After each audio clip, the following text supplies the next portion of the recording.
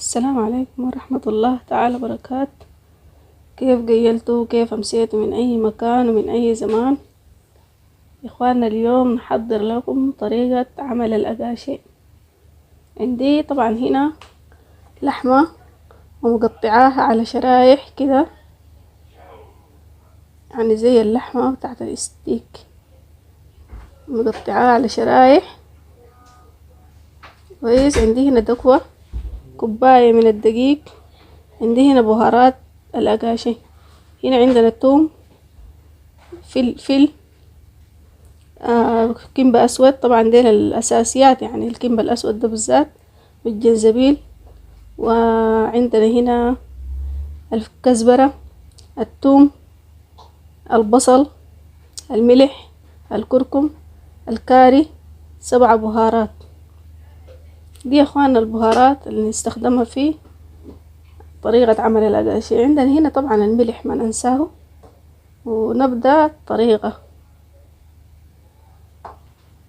اخواننا عندنا هنا نضيف زيت بسيط كده، عشان شنو؟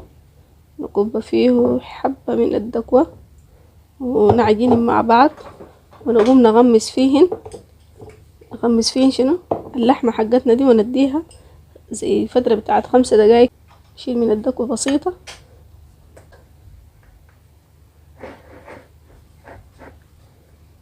الدكوة والزيت،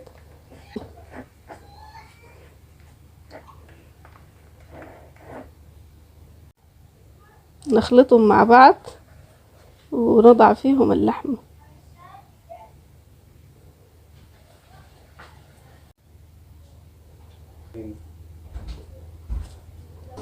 بعد كده يا اخواننا شنو؟ نقوم نعمل شنو؟ الخلطة بتاعتنا الأساسية اللي هي البودرة حقتها الأقاشي. عندي هنا أنا طبعا كوباية من الدقيق،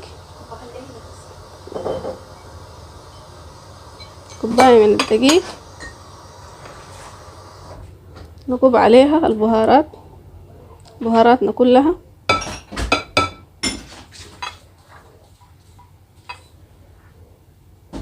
نقوم نقلبهم مع بعض.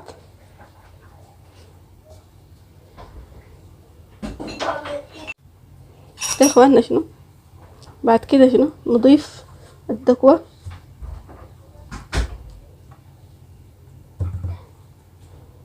ونقلبها كويس.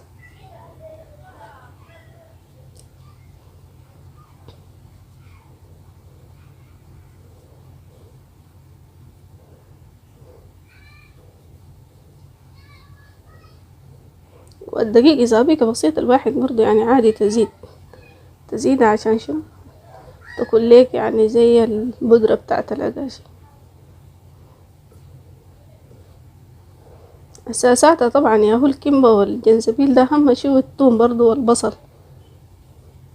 باقي البهارات دي لو ما عندك ما مشكلة يعني.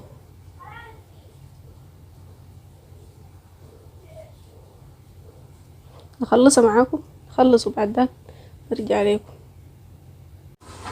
انا طبعا هنا دي بعد ما شنو البودرة حقتنا عملناها سمحة شديد، وعملنا معاها البهارات، عملنا ميكس حلو. ده بعد ده عملنا ميكس ظريف كده مع البهارات والدقوة والدقيق، وديناه ملح. بعد كده شنو؟ نقوم نشيل من اللحمة حقتنا دي ونغمزها هنا،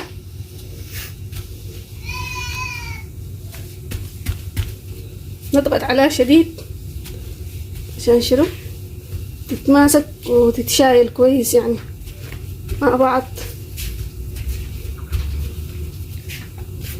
طبعا الفرن يكون ساخن قبل ما تتبليها. نضعها في الصينية بتاعت الفرن.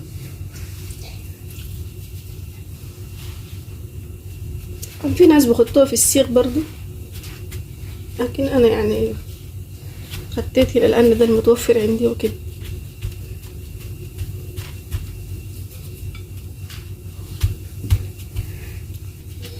نخلص ونرجع لكم.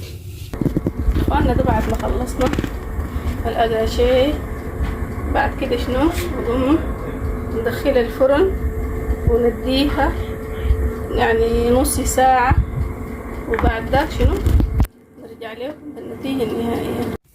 اخواننا ده بعد ما طلعت من الفرن، طلعناها من الفرن، وبعد كده هنقصها ونعمل لها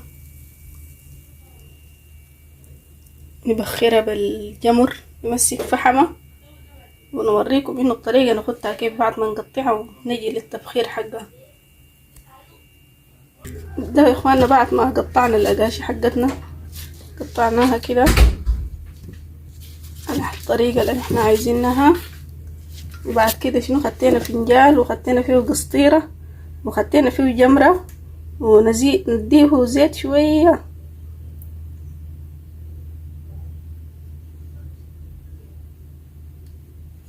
شوية زيت كده عشان شنو يبخر لنا بالاسمه يكفي، عشان لان هنا ما عندنا جمر وكده، ما عندنا قانون عشان نعمل فيه الاقاشي.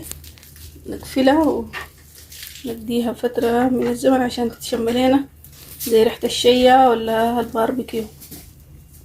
وانا هنا دي بعد ما عديناها الجمر البخور وخلاص كده، دي النهاية بتاعت الاقاشي حقتنا. واذا عجبكم الفيديو اعملوا لايك وشير وسبسكرايب، تسلموا كتير ويديكم العافية. ولو طبعا عايزين الليمون برضو عادي، يعني الزول تعمل لها ليمون. تسلموا كتير ويديكم العافية.